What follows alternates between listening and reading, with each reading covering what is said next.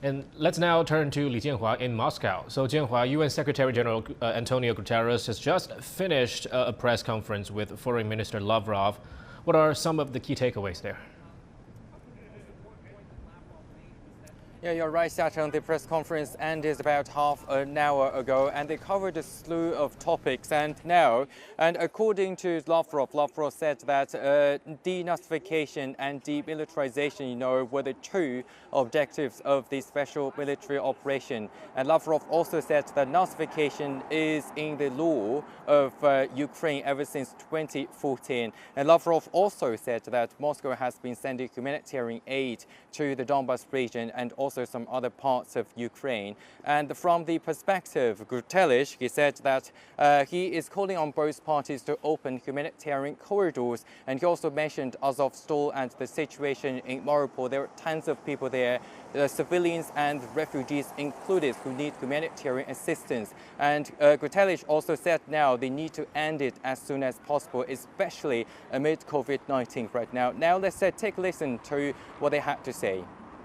The goals of the operation that is conducted by our military with the Donetsk and Luhansk militia on the territory of the Ukraine.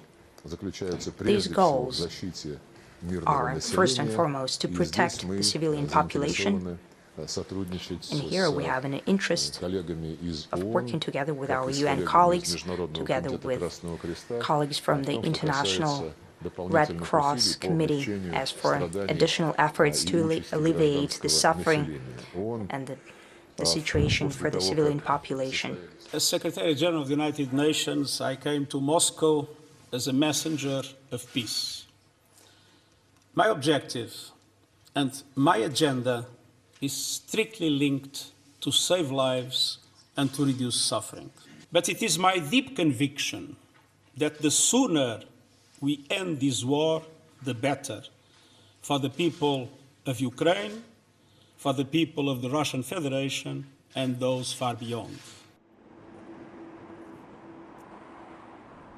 Guterres and Lavrov had a long talk before the press conference, and before the press conference, I'm quoting Guterres right now, we are extremely interested in finding ways in order to create conditions for effective dialogue, create the conditions for a ceasefire as soon as possible. And Guterres, before the press conference and the meeting, he said that, right now, I'm quoting again, we have witnessed the difficult situation in Ukraine. We have a different interpretation to what is happening there, but that doesn't limit the possibility of a serious peace talk.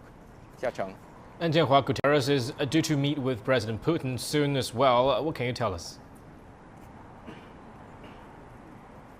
Yeah, you're right, Xiaocheng. Lavrov confirmed that Putin will meet Guterres this afternoon, local time, and we know that it's the UN, the United Nations, has been failing to meet the head of Moscow ever since the special military operation started in February. And we know that over 3 weeks ago, the Under Secretary General of the United Nations didn't manage to meet Putin back then. But will Guterres this time make any difference? And we know that he has been calling on both parties to de-escalate ever since the conflict started.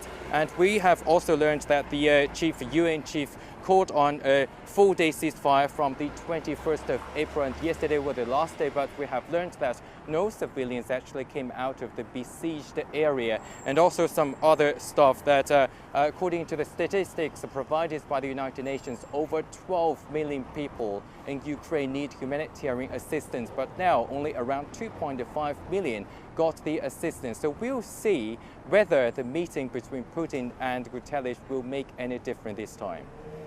Okay, thank you for the update. Li Jianhua in Moscow.